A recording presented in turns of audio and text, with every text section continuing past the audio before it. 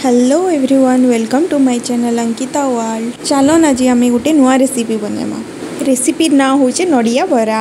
नड़िया बरा बनावा लगी आम नहींचु नड़िया कूरा छोट छोट करिकिना आम पियाज काटी नहींचु। कंचा मरीच के भी आम छोट छोट किना काटी नहींचु। तार संगे आम अदा गेबी आउ धनिया पतर आउ आरारोट पाउडर आउ बेसन दुई दुई चम्मच नहींचु। एबे आम नड़िया कोरा रे बेसन आउ आरारोट पाउडर मिक्स करमा। तापरे कटा हेइथिबा पियाज पकेमा।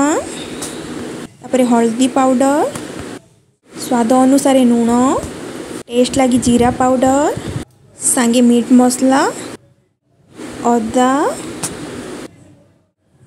कंचा मर्च आउ लास्ट के धनिया पत्र पकेइना आम मिसई दमा। देखि पारुथे मैं पूरा मिसई देइछु। आम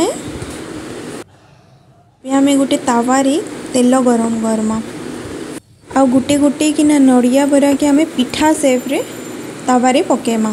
देखि पारुथि में केनता गोल गोल हेइचे और चपटा चपटा हेइकिना सुंदर सुंदर हेइचे। नड़िया बरा गोटे साइड हेइ सारला परे आम ताके गोटे साइड उल्टे दमा।